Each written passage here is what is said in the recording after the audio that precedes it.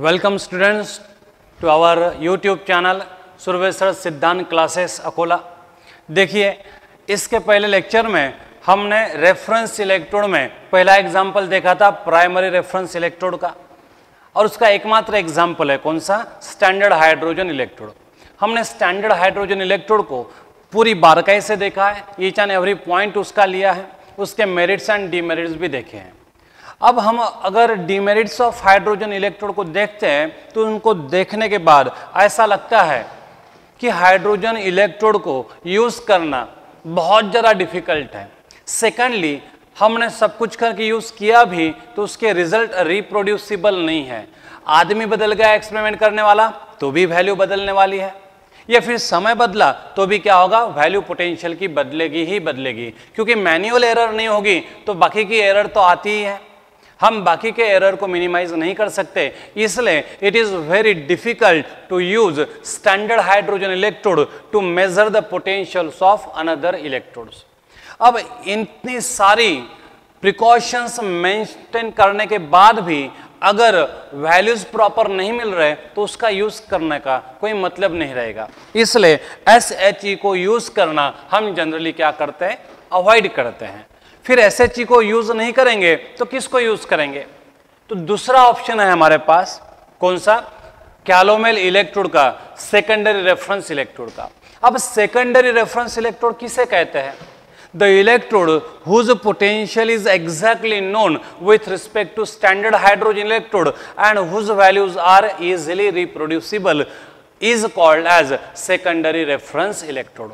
तो ऐसा इलेक्ट्रोड जिसका पोटेंशियल हमें एग्जैक्टली मालूम होगा with respect to SHE and उसकी वैल्यूज जो है वो इजीली रिप्रोड्यूसिबल होगी, मतलब समय बदला तो भी आंसर वही आएगा, एक्सपेरिमेंट करने वाला इंसान बदला तो भी आंसर वही आएगा। मतलब 10 जनों ने अगर एक्सपेरिमेंट किया तो आंसर लगभग सेम ही आएगा, ज्यादा कुछ डिफरेंस नहीं आएगा। मतलब रिजल्ट्स क्या है? रिप्रोड्यूसिबल है। तो इसलिए इस कारण से हम प्राइमरी रेफरेंस इलेक्ट्रोड SHE के जगह पर सेकेंडरी रेफरेंस इलेक्ट्रोड यूज करना ज्यादा पसंद करते हैं, और उसमें भी सेकेंडरी रेफरेंस इलेक्ट्रोड के तौर पर हम मोस्ट ऑफ द टाइम किसे यूज करते हैं? कैलोमेल इलेक्ट्रोड को, क्योंकि इसमें सेटअप बहुत आसान है इसलिए। बराबर है। अब कैलोमेल इलेक्ट्रोड जो है वो basically sparingly soluble salt electrode है। अब स्पेरिंगली सोल्यूबल सॉल्ट इलेक्ट्रोड का मतलब क्या होता है? ये भी हमने टाइप ऑफ इलेक्ट्रोड में देखा है। आपके लिए मैं एक डेफिनेशन रिपीट करता हूं। The electrode which consist of N electrode which consist of metal M which is in direct contact with its sparingly soluble salt, which in turn in direct contact with strong electrolyte having common anion is called as sparingly soluble electrode। तो sparingly soluble salt electrode का example हमारे सामने है, और वो कौन है? कैलोमेल electrode. इसकी हम डेफिनेशन करेंगे। an electrode which consists of metal mercury which is in direct contact with calomel which is a sparingly soluble salt of mercury which in turn in direct contact with strong electrolyte having common anion is called as calomel electrode। तो calomel electrode की definition हम इस तरह से कर सकते हैं। अब कैलोमेल इलेक्ट्रोड की डेफिनेशन हमने की। दूसरा पॉइंट है प्रिंसिपल। प्रिंसिपल में हमें उसके बारे में थोड़ा सा डिस्क्रिप्शन करना है शॉर्ट में। देखो हम कैसे देख रहे हैं, बोर्ड में भी आपको लिखते आना चाहिए, और सारे बारीक चिरीक पॉइंट जो है वो भी आपको मालूम होने चाहिए अलग अलग एग्जाम के लिए। इसलिए हम टॉपिक वाइज भी जा रहे हैं एंड सारे डिटेल भी देख रहे हैं। तो दूसरा पॉइंट होगा प्रिंसिपल। इसमें हमें लिखना पड़ेगा कि सेकेंडरी रेफरेंस इलेक्ट्रोड का एक एग्जांपल है, और एक ऐसा है रिवर्सिबल। जाहिर है कि लिथियम एंड फ्लोरीन छोड़ दिए तो बाकी सारे इलेक्ट्रोड क्या है? रिवर्सिबल है। तो प्रिंसिपल में हमने लिखा it is secondary reversible electrode. तो ये एग्जाम्पल है सेकेंडरी रिवर्सिबल इलेक्ट्रोड का। समझ में आया बच्चों? तो ये इंट्रोडक्टरी पार्ट है अपने सेकेंडरी रेफरेंस इलेक्ट्रोड का। अब देखिए, जैसे metre scale is a standard to measure the length, जिसकी भी लेंथ मेजर करनी है उसके लिए स्टैंडर्ड कौन है? मीटर की स्केल है। लेकिन अगर आपको दो गांव के बीच में का डिस्टेंस मेजर करने के लिए बोला, जैसे अकोला और अमरावती, अब अकोला और अमरावती दो सिटीज है, और दो सिटीज के बीच में का डिस्टेंस आपको मेजर करना है, और आपका स्टैंडर्ड है, प्राइमरी रेफरेंस है कौन? Metre scale. अब मीटर स्केल है छोटी सी, अब उसको लेकर आप दो सिटीज के बीच में का डिस्टेंस मेजर करने जाओगे तो आपको मेजर करने के लिए झुकना पड़ेगा, 1 2 3 4, और डिस्टेंस बहुत ज्यादा है इसलिए झुका ही रहना पड़ेगा आपको। मीटर स्केल का इस्तेमाल करना दो सिटीज के डिस्टेंस मेजर करने के लिए इनकन्वीनियंट होगा आपके लिए, क्योंकि दो सिटीज के बीच में ढेर सारा डिस्टेंस है, 100 किलोमीटर का डिफरेंस है, बराबर है। तो 100 किलोमीटर हम मेजर करेंगे मीटर स्केल से, और मेजर करते करते बीच में लोगों ने पूछा क्यों भाई क्या कर रहे हो, अच्छा डिस्टेंस मेजर कर रहे हो, अच्छा करो कोई प्रॉब्लम नहीं, और उतने में आप भूल गए कि कितना हुआ था, कितना मीटर डिस्टेंस हुआ था, मतलब वापस से आपको अकोला के बस स्टैंड से स्टार्ट करना पड़ेगा। मतलब उस मीटर स्केल का स्टैंडर्ड होने के बावजूद भी दो सिटीज का डिस्टेंस मेजर करने के लिए यूज करना कन्वीनियंट नहीं है। तो हम क्या करेंगे, अब मीटर स्केल ही दिया है एज अ स्टैंडर्ड, तो हम घर जाएंगे, हमारे घर के अंदर क्या है, पतंग उड़ाने का मांझा है और रील भी है, उसमें ढेर सारा मांझा है। तो हम क्या करेंगे, मीटर स्केल लेंगे और मीटर स्केल का इस्तेमाल करके 1000 मीटर मांझा लेंथ में ले लेंगे। अब हमने मीटर स्केल का इस्तेमाल किया है और जो मांझा था वो हमने 1000 गुना लंबा ले लिया मीटर स्केल की तुलना में, मतलब वो क्या हो गया, 1000 गुना लंबा हो गया, बराबर है। अब मांझा हमने क्या किया, रील पर लपेट लिया। अब हमें मालूम है कि जो मांझा उस रील पर है वो कितना है, 1000 मीटर है। अब वो मांझा लेके हम क्या करेंगे, डिस्टेंस मेजर करेंगे। एक बच्चे को रील पकड़ के बिठवा देंगे सेंटर पर, बैठ भाई यहाँ पे, और फिर वहां से हम जाएंगे मांझा लेके, और जहां पे पूरा मांझा खत्म हुआ वहां पे मार्किंग करेंगे 1 किलोमीटर 1000 मीटर। फिर उस बच्चे को बुला लेंगे भाई वापस बैठे यहाँ पे, फिर वहां से हम आगे जाएंगे 2 किलोमीटर। मतलब मीटर स्केल के तुलना में ये जो मांझा का इस्तेमाल हमने किया वो ज्यादा आसान होगा। हम ये भी कर सकते हैं कि मीटर स्केल के तुलना में 10,000 गुना लंबा मांझा लेंगे, मतलब 10 किलोमीटर लंबा मांझा लेंगे, फिर वहां एक जगह पे बिठा देंगे बच्चे को, और फिर मांझा जहां तक जाता वहां पे लेके जाएंगे। जहां पे मांझा खत्म हो जाएगा रील पर का, वहां पे हम क्या करेंगे, मार्किंग कर देंगे, और वो कितनी होगी, 10 किलोमीटर की मार्किंग होगी। मतलब हम जितना चाहिए उतना लंबा मांझा लेकर डिस्टेंस मेजर कर सकते हैं। अब आप ही सोचो कि किसका इस्तेमाल करना आसान होगा, मांझा लेकर दो सिटीज का डिस्टेंस मेजर करना आसान है कि मीटर की स्केल लेके? तो आप कहेंगे सर दूसरा वाला रास्ता जो है वो आसान है। तो मांझा जो है उसकी एग्जैक्ट लेंथ मालूम है मुझे with respect to that metre scale, तो मांझा क्या होगा हमारा सेकेंडरी रेफरेंस, और मीटर स्केल क्या है हमारा प्राइमरी रेफरेंस। तो प्राइमरी रेफरेंस का इस्तेमाल जब इनकन्वीनियंट होता है तो हम उसका इस्तेमाल करके दूसरा सेकेंडरी रेफरेंस तैयार कर लेते हैं, और सेकेंडरी रेफरेंस तैयार करने के बाद फिर हमें मेजरमेंट आसान जाता है। जैसे आप घर पे रद्दी बेचते हो, तो रद्दी वाला जो होता है उसके पास 1 ही किलो का वो वेइंग वेट होता है, तो फिर वो 1 किलो का वेट इधर रखता है और पेपर दूसरे पैन में रखता है। फिर वो क्या होता है, बैलेंस होता है। देखो बोलते भैया पॉइंटर सेंटर पे है, ये रद्दी कितनी की होगी, 1 किलो की। फिर वो 1 किलो की रद्दी जहां पे वेइंग स्टोन रखा था वहां रखा था, बोले अब कितना हो गया, जो वेइंग स्टोन है वो 1 केजी का है बोले, और ये रद्दी भी 1 किलो है, मतलब अब कितना होगा इस पैन में, 2 किलो वेट। अब इधर वो 2 किलो पेपर डालेगा, देखो भैया सेंटर में आ गया पॉइंटर, ये अब रद्दी कितनी है, 2 किलो। मतलब उसने 1 किलो वेइंग वेट से क्या बनाया, 2 किलो का स्टैंडर्ड बनाया। फिर ये 2 किलो रद्दी और डालेगा इधर, कितना होगा बोले इधर देखो 4 किलो। अब 4 किलो वेइंग वेट इधर बन गया और इधर पेपर डालेगा 4 किलो। मतलब उसने क्या किया, 1-1 किलो रद्दी गिनना डिफिकल्ट है, टाइम कंज्यूमिंग है, तो उसने 1 किलो रद्दी पहले मेजर की, फिर वो रद्दी स्टोन के साथ रख दी, तो वहां पे हो गया 2 किलो वेट। मतलब अब क्या होगा, वेट फटाफट मेजर किया जा रहा है, रद्दी को हम फटाफट मेजर करेंगे। तो स्टोन प्लस रद्दी ये क्या हो गया, सेकेंडरी रेफरेंस हो गया, बराबर ना। तो इसलिए प्राइमरी रेफरेंस जब डिफिकल्ट जाते हैं यूज करना है तो हम सेकेंडरी रेफरेंस का इस्तेमाल करेंगे। यहां पे भी ऐसा हुआ है, प्राइमरी रेफरेंस डिफिकल्ट जा रहा था तो हमने सेकेंडरी रेफरेंस इलेक्ट्रोड तैयार किया, कैलोमेल इलेक्ट्रोड। उसका हमने डेफिनेशन भी देखा है, an electrode which consist of mercury in contact with its sparingly soluble salt calomel, that is Hg2Cl2, which in turn in direct contact with strong electrolyte having common anion is called as sparingly soluble mercury electrode. It is the example of secondary reversible electrode. अब construction में क्या लिखेंगे, तो हमेशा की तरह diagram को describe करना है, जैसा मन में आए वैसा डिस्क्राइब करो, पॉइंट वाइज डिस्क्राइब करना है। तो हम बोलेंगे calomel electrode consist of broad glass tube which has mercury manometer at the bottom and one inlet at the top. अपने मन से डिस्क्राइब करना है डायग्राम को। तो हम क्या कहेंगे, कंस्ट्रक्शन में पहला पॉइंट लिखेंगे, calomel electrode consist of broad glass tube, it has one inlet at the top and manometer at the bottom as shown in figure. बराबर है। उसके बाद this broad glass tube has a side arm in the middle portion as shown in figure. This broad glass tube is first filled with mercury. Mercury being heavy, being more denser, get occupied at the bottom as shown in figure.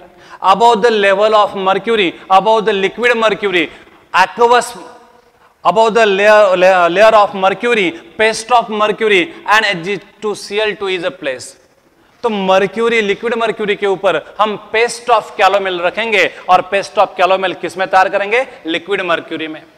तो paste of liquid mercury and Hg2Cl2 is a place just above the liquid mercury and remaining whole portion is filled with saturated or 0.1 normal or 1 normal KCl solution।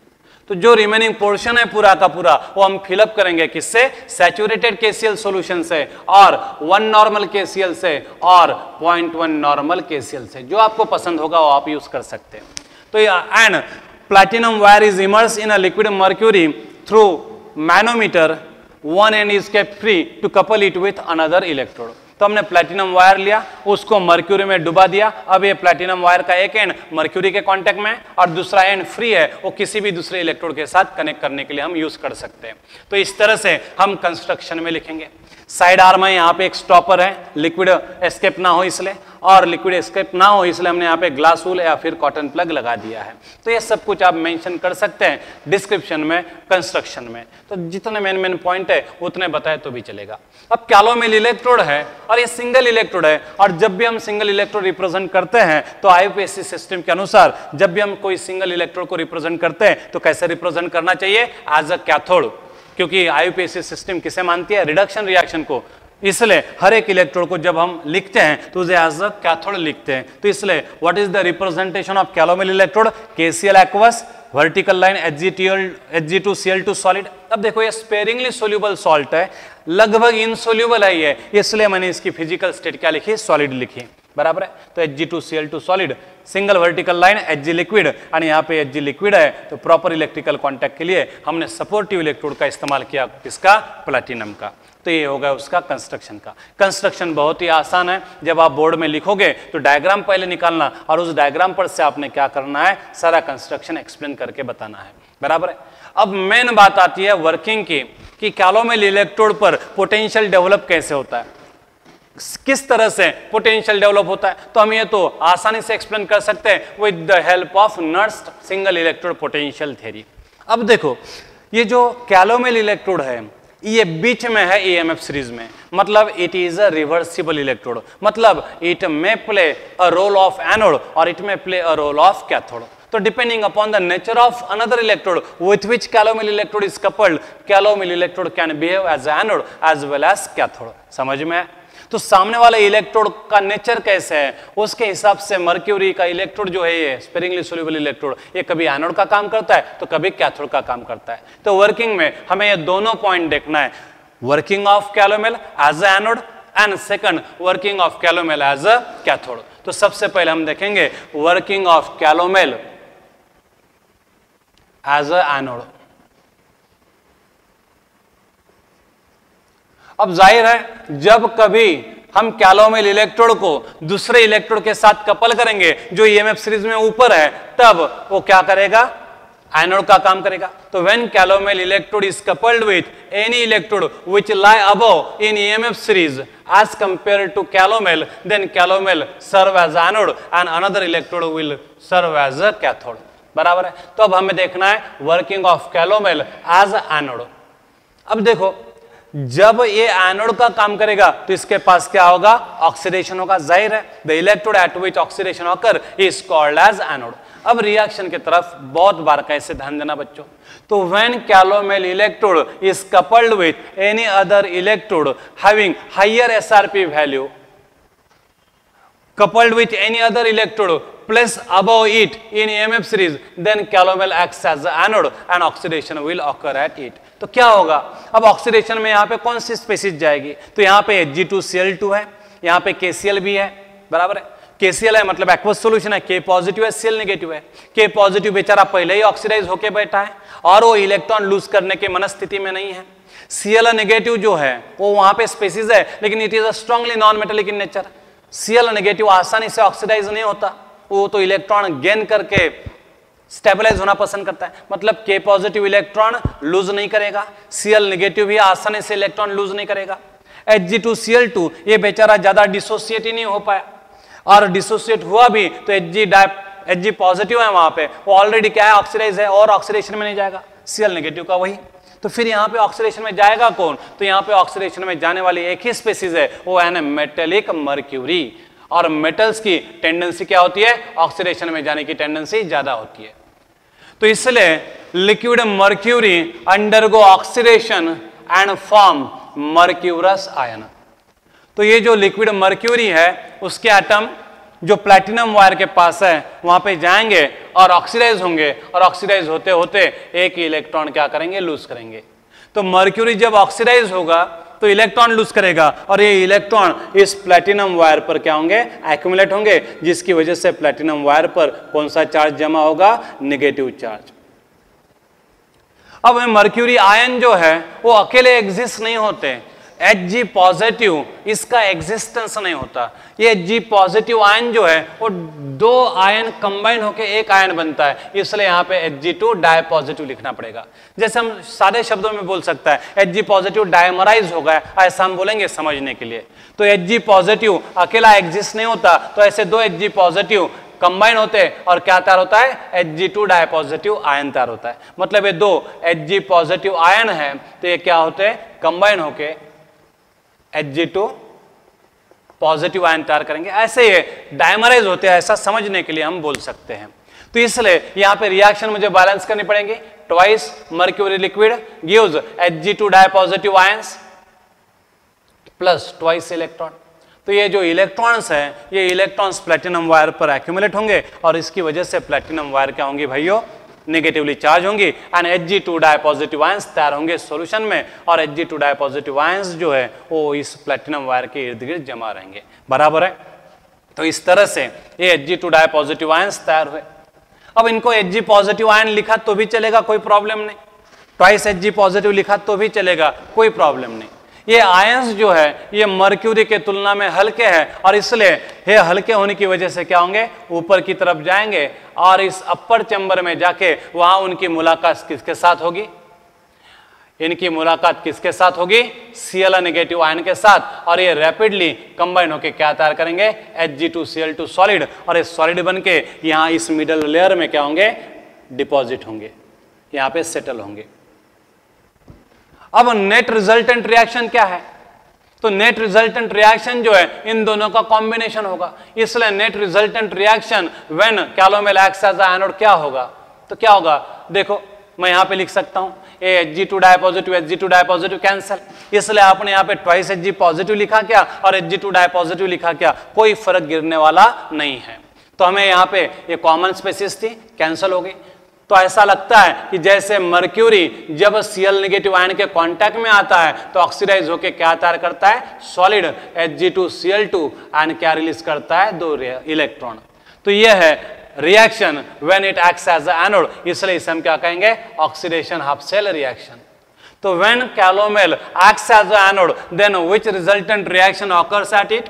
Twice Hg liquid plus twice Cl negative gives Hg2Cl2 solid plus क्या है? Twice electron. तो आपको सवाल पूछा जाएगा, तो when calomel electrode acts as a anode which reaction will occur as a net? तो नीचे ऑप्शंस रहेंगे चार, तो चार ऑप्शन में से कौन सा ऑप्शन आप सिलेक्ट करेंगे? Twice Hg liquid plus twice Cl negative gives Hg2Cl2 plus twice electron. ऐसा लगता है जैसे Hg Cl नेगेटिव आयन के प्रेजेंस में क्या हो गया? ऑक्सीडाइज हो गया। तो इस तरह से ये net oxidation half cell reaction है। अब जैसे जैसे Hg ऑक्सीडेशन में जाएगा प्लैटिनम वायर पर नेगेटिव चार्ज एक्यूमुलेट होते जाएगा, और यहाँ पे सॉल्यूशन के पॉजिटिवली चार्ज आयन इसके इर्द गिर्द जमा होंगे। मतलब यहाँ पे इलेक्ट्रिकल डबल लेयर तैयार होगी, और इलेक्ट्रिकल डबल लेयर का डेवलप होना मंजस का है development of single electrode potential. तो इस तरह से जब ये एनोड का काम करता है तो नेगेटिव पोटेंशियल डेवलप होता है, नेगेटिव पोटेंशियल किसे बोलते हैं हम? The potential develop due to oxidation is called as negative, क्योंकि एसओपी की वैल्यू हम एसआरपी में जब लिखते तो नेगेटिव लिखना पड़ता है। तो इस तरह से नेगेटिव पोटेंशियल यहां पे डेवलप होगा due to oxidation when it serve as a anode. समझ में आया भाई? यहां पे आपने ट्वाइस Hg पॉजिटिव लिखा तो भी चलेगा, कोई प्रॉब्लम नहीं है। अब दूसरा है इसका वर्किंग एज अ कैथोड। अगर एक कैथोड जैसा काम करेगा तो कैसे रिएक्शन होगी? तो what happens when it acts as a cathode, which reaction will occur at it when it acts as a cathode? तो कैलोमेल कैथोड का रोल कब प्ले करेगा? जब भी मैं कैलोमेल इलेक्ट्रोड को नीचे वाले इलेक्ट्रोड के साथ कपल करूंगा तब कैथोड हमेशा कैलोमेल हमेशा किसका रोल प्ले करेगा? कैथोड का। तो when calomel electrode is coupled with any other electrode having lower SRP value than calomel, then calomel acts as a cathode. जब कैलोमेल इलेक्ट्रोड को मैं नीचे वाले इलेक्ट्रोड के साथ कपल करूंगा तो कैलोमेल क्या होगा? कैथोड का रोल प्ले करेगा। तो यहां पे रिएक्शंस कैसे होंगी? What will be the net resultant reaction? तो ये भी हमें देखना पड़ेगा। अब रिडक्शन में कौन जाएगा भाई? अब यहाँ पे Cl नेगेटिव अगेन है, लेकिन ऑलरेडी वो रिड्यूस होके बैठा है। Cl नेगेटिव की अब इलेक्ट्रॉन गेन करने की कैपेसिटी नहीं है, उसका ऑक्टेट फुल हो गया। के पॉजिटिव एक्वस स्टेट में और हाईली स्टेबलाइज है ड्यू टू हाइड्रेशन, इसलिए के पॉजिटिव भी इलेक्ट्रॉन गेन करने की एबिलिटी नहीं रखता, उसे इलेक्ट्रॉन गेन करना ही नहीं है, इसलिए Cl नेगेटिव भी इलेक्ट्रॉन गेन नहीं करेगा, के पॉजिटिव भी इलेक्ट्रॉन गेन नहीं करेगा। तो भाई यहाँ पे फिर कौन जाएगा रिडक्शन में? मर्क्यूरी तो मेटल है और मेटल कभी इलेक्ट्रॉन गेन नहीं करते, मतलब लिक्विड मर्क्यूरी रिडक्शन में नहीं जाएगा, के पॉजिटिव रिडक्शन में नहीं जाएगा, Cl नेगेटिव रिडक्शन में नहीं जाएगा। तो यहाँ पे रिडक्शन में जाएगा कौन? तो यहाँ पे रिडक्शन में जाने वाली स्पीसीज तैयार होती है। तो when calomel acts as a cathode then what happens? ये जो कैलोमेल है जो सॉलिड स्टेट में है वो क्या होगा? डिसोसिएट होगा थोड़ा बहुत। तो calomel get dissociated when it acts as a cathode. तो Hg2Cl2 डिसोसिएट होगा और यहां पे क्या तैयार होगा? Hg2 डाई पॉजिटिव और क्या तैयार होगा? Twice Cl negative. देखो भाइयों, Hg2Cl2 दिखने में क्वाटरनरी सॉल्ट दिखता है। क्वाटरनरी सॉल्ट यानी किसे बोला जाता है? जो सॉल्ट 4 आयन तैयार करता है क्वाटरनरी बोला जाता है, जो 2 आयन तैयार करता है बाइनरी। जैसे KCl कितना आयन तैयार करेगा? के पॉजिटिव एंड Cl नेगेटिव, तो उसको 2 आयन तैयार करने वाला सॉल्ट, इसलिए बाइनरी सॉल्ट बोला जाता है। BaCl2 कितने आयन तैयार करता है? 3, उसे टर्नरी सॉल्ट बोला जाता है। और जो 4 आयन तैयार करता है उसे क्या बोला जाता है? क्वाटरनरी सॉल्ट बोला जाता है। बराबर है ना? तो ये दिखने में क्वाटरनरी लगता है, मतलब ऐसा लगता है कि 2 Cl negative and 2 Hg positive ion तैयार होंगे, मतलब ये दिखने में क्वाटरनरी है, लेकिन Hg2Cl2 कभी भी 4 आयन नहीं तैयार करता। Hg2Cl2 is the example of ternary salt, it always dissociate to form 3 ions. 2 Cl negative ion तैयार होंगे एंड एक क्या तैयार होगा? Hg2 di positive. ये 2 नहीं, ये एक ही आयन है Hg2 डाई पॉजिटिव, इसलिए ये 3 आयन करने वाला क्या है? टर्नरी सॉल्ट है। तो आपको ये ध्यान में रखना पड़ेगा। बराबर है? तो Hg2Cl2 is a ternary salt because it gives 3 ions when is added to the water, ऐसा हम बोल सकते हैं। तो Hg2Cl2 जो है पहले डिसोसिएट होगा जब ये कैलोमेल कैथोड का रोल प्ले करेगा। किसमें? Hg2 डाई पॉजिटिव आयन में and twice Cl negative ion में। ये जो Hg2 डाई पॉजिटिव तैयार हुआ है, Hg2 डाई पॉजिटिव आयन जो है फिर धीरे धीरे प्लैटिनम वायर के तरफ खींचे जाएंगे और प्लैटिनम वायर के पास जाकर ये Hg2 di positive ion platinum wire के सरफेस से 2-2 इलेक्ट्रॉन खींच लेंगे और 2 इलेक्ट्रॉन खींचकर रिड्यूस हो जाएंगे किसमें? लिक्विड मर्क्यूरी में। बराबर है? तो इस तरह की रिएक्शन होगी। अब when it acts as a cathode तो इस तरह की रिएक्शन होगी। सबसे पहले Hg2Cl2 डिसोसिएट होगा Hg2 डाई पॉजिटिव आयन में एंड 2 Cl नेगेटिव आयन में। 3 आयन तैयार करता है, इसलिए Hg2Cl2 को कैलोमेल को टर्नरी सॉल्ट बोला जाता है। फिर Hg2 di positive ion platinum wire के पास जाएंगे और प्लैटिनम वायर के पास जाके उसके सरफेस पर से 2-2 इलेक्ट्रॉन गेन करेंगे। प्लैटिनम वायर के सरफेस पर से इलेक्ट्रॉन निकाले जा रहे हैं, Hg2 di positive electron gain कर रहा है प्लैटिनम के सरफेस पे, तो प्लैटिनम वायर के सरफेस पे कौन सा चार्ज डेवलप होगा? पॉजिटिव चार्ज डेवलप होगा। And platinum wire positively charge बनी तो सॉल्यूशन क्या बनेगा, नेगेटिवली चार्ज। तो अगेन यहाँ पे इलेक्ट्रिकल डबल लेयर तैयार होगी, मतलब सिंगल इलेक्ट्रोड पोटेंशियल तैयार होगा। अब ये सिंगल इलेक्ट्रोड पोटेंशियल तैयार हुआ ड्यू टू रिडक्शन, इसलिए मैंने यहाँ पे प्लैटिनम वायर पे कौन सा चार्ज दिखाया है, पॉजिटिव चार्ज दिखाया। अब what is the net resultant reaction, तो हम इन दोनों रिएक्शन को ऐड करेंगे, बराबर है। तो Hg2 डाइपॉजिटिव यहाँ पे तैयार हो रहा है, यहाँ पे रिएक्ट हो रहा है, तो उसको क्या करेंगे, कैंसल। तो नेट रिएक्शन क्या हो रही है, Hg2Cl2 solid plus twice electron gives twice Hg liquid plus क्या है, ट्वाइस Cl नेगेटिव। तो इस तरह से हमें net reduction half cell reaction लिखते आएगी, तो इसे हम बोलेंगे रिडक्शन हाफ सेल रिएक्शन।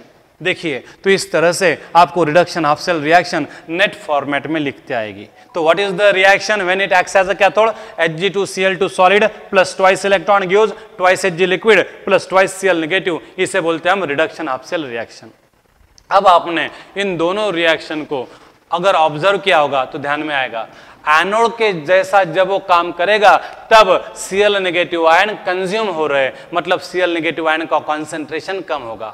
तो when calomel electrode acts as serve as anode, concentration of Cl negative ion decreases. And जब वो कैथोड का रोल प्ले करेगा तो देखो Cl negative ion product side पर दिखाई दे रहे हैं, मतलब when calomel electrode acts as a cathode, serve as a cathode, concentration of Cl negative ion increases with time. तो टाइम के साथ यहां पे Cl नेगेटिव आयन का कॉन्सेंट्रेशन चेंज होगा। अगर वो एनोड का रोल प्ले करता है तो concentration of Cl negative ion decrease होगा, और अगर वो कैथोड का रोल प्ले करता है तो Cl नेगेटिव आयन का कॉन्सेंट्रेशन बढ़ेगा, बराबर है।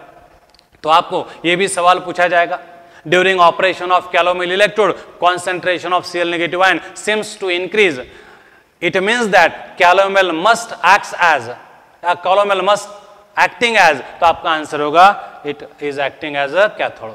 जब डिक्रीज होगा तो हम बोलेंगे it is acting as a anode. तो इस तरह के सवाल पूछे जाते हैं। तो ये है भाई working of electrode, calomel electrode as a anode and as a cathode.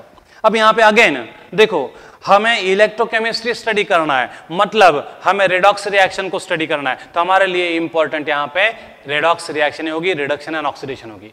अब ये रिएक्शन है ऑक्सीडेशन रिएक्शन और ये रिएक्शन है कॉम्बिनेशन। तो हमें इस रिएक्शन से कुछ लेना देना नहीं है, इस रिएक्शन में ना तो रिडक्शन हो रहा है और ना ही ऑक्सीडेशन हो रहा है, ये सिंपली कॉम्बिनेशन ऑफ आयन है। तो ये प्राइमरी रिएक्शन रहेगी, जो काम किया है उसे हम ज्यादा इंपॉर्टेंस देंगे और जो लेस काम किया है उसे हम दूजा भाव करेंगे। तो ये प्राइमरी रिएक्शन है और ये क्या है, सेकेंडरी रिएक्शन है। सेकेंडरी मतलब लेस इंपॉर्टेंट, नहीं बताई तो भी चलेगा। तो प्राइमरी रिएक्शन कौन सी है, when calomel acts as anode, oxidation of mercury, twice Hg liquid gives Hg2 dipositive plus electron. यहां पे फिर प्राइमरी रिएक्शन कौन सी होंगी, यहां पे देखो ये तो स्प्लिट अप हो रहा है, पहले जितना Hg पे चार्ज था अभी भी उतना है, Cl पे जितना चार्ज था अभी भी इतना है। ये सिर्फ डिसोसिएशन रिएक्शन है, इसमें ऑक्सीडेशन स्टेट नहीं बदल रही, इसलिए इस रिएक्शन को मैं क्या कहूंगा, सेकेंडरी रिएक्शन। तो यहाँ पे पहली स्टेप जो है, जब वो कैथोड का रोल प्ले करेगा तो पहली रिएक्शन सेकेंडरी रिएक्शन है, और ये अपनी इंपॉर्टेंट रिएक्शन है gain of electron, that is reduction. तो इसे हम बोलते हैं प्राइमरी रिएक्शन। तो यहाँ पे प्राइमरी रिएक्शन है Hg2 dipositive plus twice electron gives twice Hg liquid, और यहाँ पे प्राइमरी रिएक्शन है twice Hg liquid gives Hg2 dipositive plus twice electron.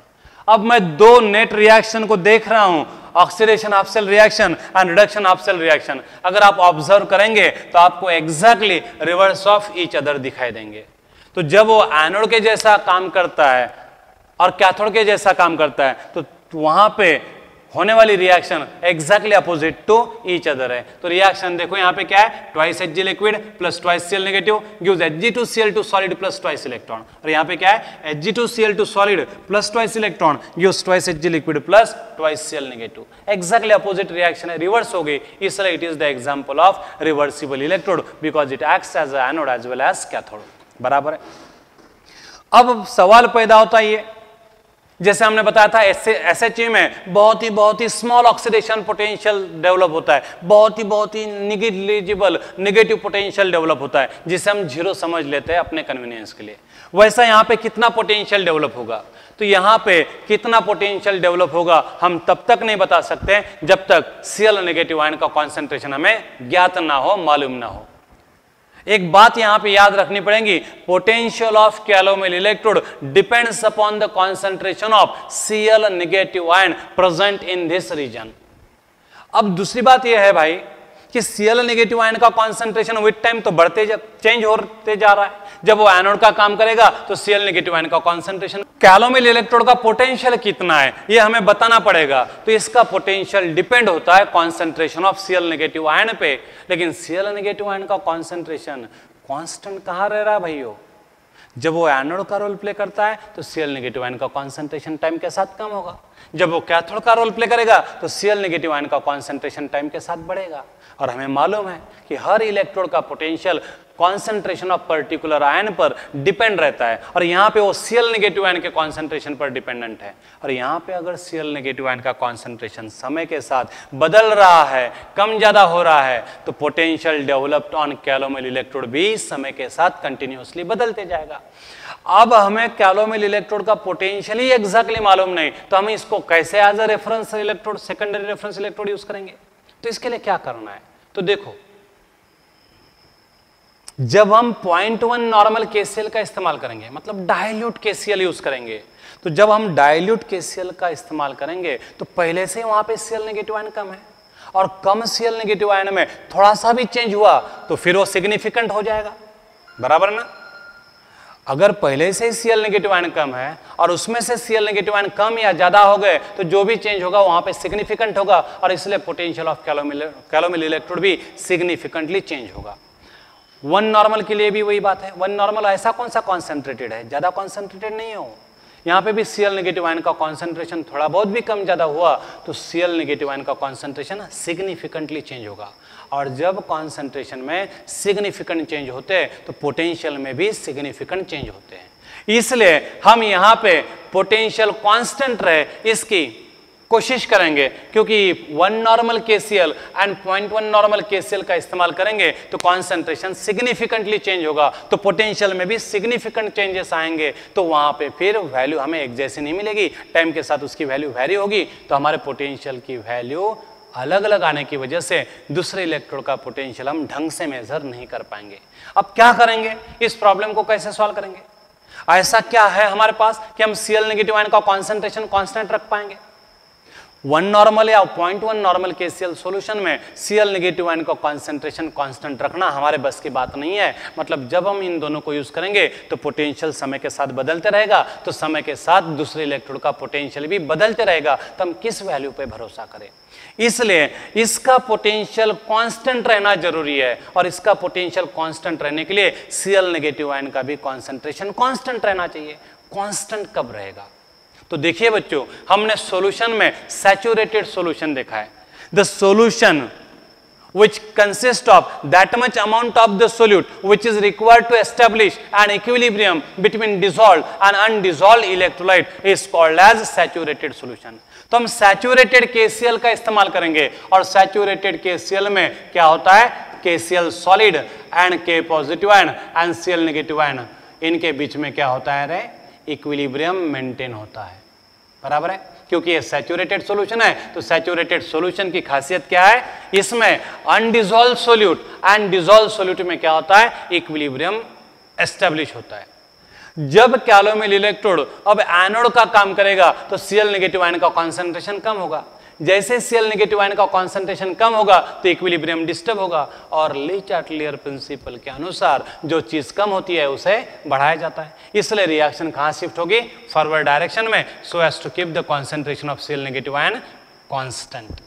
अगर ये कैथोड का काम करेगा तो Cl नेगेटिव आयन का कॉन्सेंट्रेशन बढ़ेगा, Cl नेगेटिव आयन का कॉन्सेंट्रेशन बढ़ेगा, तब भी ये इक्विलिब्रियम डिस्टर्ब होगा, तो रिएक्शन क्या होगी, Cl नेगेटिव आयन के कॉन्सेंट्रेशन को कांस्टेंट रखने के लिए बैकवर्ड डायरेक्शन में शिफ्ट की जाएगी।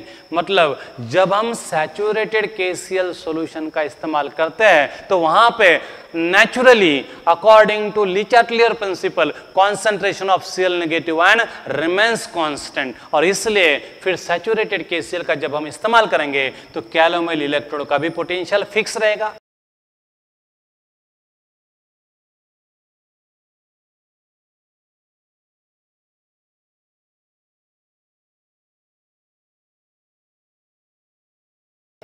अगर कैलोमेल इलेक्ट्रोड का पोटेंशियल फिक्स है तो दूसरे इलेक्ट्रोड का भी पोटेंशियल हमें फिक्स ही मिलेगा, उसकी वैल्यू बदलेगी नहीं। इसलिए हम ज्यादातर वक्त हमेशा क्या करते हैं, सैचुरेटेड केसीएल सॉल्यूशन का इस्तेमाल करना पसंद करते हैं, 1 नॉर्मल एंड 0.1 नॉर्मल केसीएल को यूज करना पसंद नहीं करते।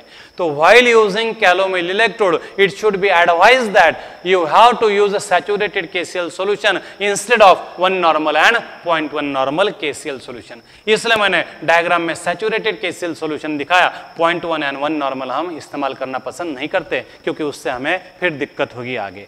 तो इस तरह का ये कैलोमेल इलेक्ट्रोड का वर्किंग है भाइयों, as a anode and as a cathode. अब कैलोमेल इलेक्ट्रोड के मेरिट्स क्या है एंड डीमेरिट्स क्या है वो भी हमें देखना पड़ेगा, क्योंकि वो देखने के बाद ही हमें पता चलेगा कि इसका इस्तेमाल करना आसान है या नहीं है। तो what are the merits and demerits of calomel electrode? तो देखो कैलोमेल इलेक्ट्रोड के मेरिट्स बहुत ज्यादा है एंड डीमेरिट्स क्या है, बहुत बहुत कम है। पहला डीमेरिट क्या बताएंगे हम? पहला डीमेरिट देखेंगे, पहला डिसएडवांटेज लेंगे। तो हम कैलोमेल इलेक्ट्रोड को वहां पे यूज नहीं कर सकते जहां पे K positive and Cl negative ion reaction में हिस्सा ले रहे हो। Calomel electrode should not be use where K positive and Cl negative ion interfere in the reaction. जहां पे K positive and Cl negative ion reaction में हिस्सा लेंगे तो वहां पे Cl नेगेटिव आयन का कॉन्सेंट्रेशन सैचुरेटेड सॉल्यूशन लेने के बावजूद भी ड्रास्टिकली चेंज होगा, तो वहां पे पोटेंशियल की वैल्यू एब्रप्टली चेंज होगी, तो वहां पे कैलोमेल इलेक्ट्रोड हमें यूज नहीं करना है। तो calomel electrode should not be use where K positive and Cl negative ions interfere in the cell reaction. दूसरा डीमेरिट क्या है भाई? अब दूसरा डीमेरिट एक्चुअली नहीं रहा है वो, when 0.1 normal or 1 normal KCl solution is used in preparation of calomel electrode, then potential of calomel electrode changes with time. लेकिन ये ड्रॉबैक हमने रिमूव किया है bye selecting saturated KCl solution, इसलिए इसे हम ड्रॉबैक नहीं कर सकते। तो ये ड्रॉबैक जो था कि इसका पोटेंशियल समय के साथ बदलता है, ये हमने रिमूव कर दिया by taking saturated KCl solution. तो पहला ड्रॉबैक क्या बताया भाई मैंने कि ये इलेक्ट्रोड वहां पे यूज नहीं किया जाएगा जहां पे K positive and Cl negative ion reaction में इंटरफेयर करेंगे। दूसरा ड्रॉबैक जो अब नहीं रहा है वो क्या है कि 1 नॉर्मल 0.1 नॉर्मल KCl यूज करेंगे तो इसका पोटेंशियल समय के साथ बदलेगा, लेकिन ये ड्रॉबैक हम रिमूव कर सकते हैं बाय टेकिंग सैचुरेटेड KCl। तीसरा, जब कभी मैं कैलोमेल इलेक्ट्रोड को as a reference electrode use करूंगा to measure the electrode potential of another electrode, तब मुझे दूसरे इलेक्ट्रोड का पोटेंशियल मिलेगा but with respect to calomel electrode मिलेगा। When we use a secondary reference electrode, that is calomel electrode, to measure the potential of any other electrode, we will get the potential of another electrode but with respect to calomel electrode. But we want potentials with respect to SHE. तो जो हमें दूसरे electrode का potential मिला है with respect to calomel electrode, उसे convert करना पड़ेगा potential with respect to SHE। मतलब यहाँ पे हमें इंटर कन्वर्शन फैक्टर्स यूज करने पड़ेंगे, मतलब एक्स्ट्रा का मैथमेटिकल कैलकुलेशन हमारे पीछे लगेगा। ये एक ड्रॉबैक है। तो when we use calomel, then we have to use a conversion factor. Why? Because we want electrode potential with respect to SHE and not with respect to calomel. तो potential with respect to calomel को हमें potential with respect to SHE में convert करना है, तो कुछ inter conversion factor का इस्तेमाल करना पड़ेगा, मतलब एक्स्ट्रा की झंझट हमारे पीछे लग जाएगी मैथमेटिकल कैलकुलेशन की। तो यही इसके क्या है, डीमेरिट्स है। ज़्यादा कुछ डीमेरिट्स नहीं है, लेकिन मेरिट्स की लिस्ट बहुत लंबी है। तो what are the merits of calomel electrode? तो हमारे नोट्स में ये मेरिट्स ऑफ कैलोमेल इलेक्ट्रोड लिखे हुए हैं, आप एक एक देख सकते हैं, बहुत आसान है। देखो कैलोमेल इलेक्ट्रोड की हम डायग्राम देख रहे हैं, तो ग्लास ट्यूब चाहिए, उसमें हम मर्क्यूरी डाल देंगे, डेंस है तो अपने आप नीचे चला जाएगा। ये लेस डेंस है कैलोमेल का पेस्ट तो ऊपर तैरेगा, एंड KCl बहुत ही लेस डेंस है तो ऊपर तैरेगा। तो इसका सेटअप बहुत आसान है, इसमें कोई डिफिकल्टी नहीं है। हाइड्रोजन इलेक्ट्रोड में 3 फेजेस के बीच में इक्विलिब्रियम एस्टेब्लिश करना पड़ता था, gaseous hydrogen, liquid HCl and solid platinum, और 3 डिफरेंट फिजिकल स्टेट में इक्विलिब्रियम एस्टेब्लिश करना बहुत डिफिकल्ट है। यहाँ पे सिर्फ 2 ही फेजेस है, सॉलिड एंड लिक्विड। तो it is very easy to handle this calomel electrode because यहाँ पे सिर्फ 2 ही फिजिकल स्टेट है और 2 सॉलिड और लिक्विड में इक्विलिब्रियम फटाक से एस्टेब्लिश होता है। SHE में 3 फेजेस थी, solid, platinum, liquid HCl and gaseous hydrogen, और इन 3 डिफरेंट फेजेस में इक्विलिब्रियम एस्टेब्लिश करना डिफिकल्ट होता है। तो यहाँ पे 2 ही फिजिकल स्टेट है, इक्विलिब्रियम इजीली एस्टेब्लिश होगा, एक फायदा है। तो it is very handy to use, it is easily transferred from one place to another. बस इसको उठाओ ऐसे हाथ में पकड़ के लेके जाओ, कुछ ज्यादा डिफरेंस नहीं होगा, बराबर है। तो it is very handy and very easy to construct and it is very easy to operate. दूसरा ये मेरिट ये है कि हमें सॉल्ट ब्रिज बनाने की जरूरत नहीं है। ये जो सॉल्ट ब्रिज है, ये जो है साइड आर्म, ये खुद ही किसका काम करता है, सॉल्ट ब्रिज का। No separate salt bridge is required because side arm in the middle portion acts as a salt bridge, बराबर है। तो ये इसका एक पॉइंट है। अब इस जब सैचुरेटेड KCl का हम इस्तेमाल करेंगे तो इसका पोटेंशियल कैसे आएगा, कांस्टेंट। तो इसके रिजल्ट भी क्या होंगे, reproducible. Due to constant potential its results are reproducible, easily reproducible. जो SHE में नहीं था, इसमें मिल रहा है हमें। तो कैलोमिल इलेक्ट्रोड के रिजल्ट्स क्या इजीली रिप्रोड्यूसिबल है, लेकिन कब भाइयों, जब आप सैचुरेटेड KCl सॉल्यूशन का इस्तेमाल करेंगे। तो ये एक इसका मेरिट है। और लास्ट मेरिट है, इट इज नॉट एक्सपेंसिव। तो SHE जैसा ये एक्सपेंसिव नहीं है, डेलिकेट नहीं है, ये मजबूत है उसके तुलना में, और सस्ता है। Hg2Cl2 भी इजीली अवेलेबल है, मर्क्यूरी भी इजीली अवेलेबल है मार्केट में, और सस्ते दाम में हमें मिलता है। तो it is very easy to construct, it is very cheaper as compare to the hydrogen electrode and its results are easily reproducible. Separate salt bridge is not required, its potential is constant with time and hence its results are easily reproducible। इन सारे merits के चलते हम SHE को use करना avoid करेंगे और बदले में हम इसको यूज करेंगे। तो ये कैलोमिल इलेक्ट्रोड है। मैंने सारे पॉइंट्स बता दिए आपको, एक मेरिट डिमेरिट भी बता दिया। तो ये आप वीडियो देखो, अच्छे से देखो, केयरफुली देखो। इस टॉपिक पर के ईच एंड एवरी MCQs आप सॉल्व कर पाओगे, इसकी मैं आपको गारंटी देता हूं। अब कुछ भी बाकी नहीं बचा है, इसमें जितना बताने लायक था उतना मैंने बताया, ठीक है। तो बच्चों, आप मन लगाकर वीडियो देखो, ताकत से मेहनत करो, बराबर है। मेहनत अब भी करोगे तो उसका फायदा होता ही है, मेहनत कभी वेस्ट नहीं जाती है, ठीक है बच्चों। मैं भरोसा करता हूं आप पे, तो आप मेरा मतलब भरोसा नहीं तोड़ेंगे। थैंक यू बच्चों।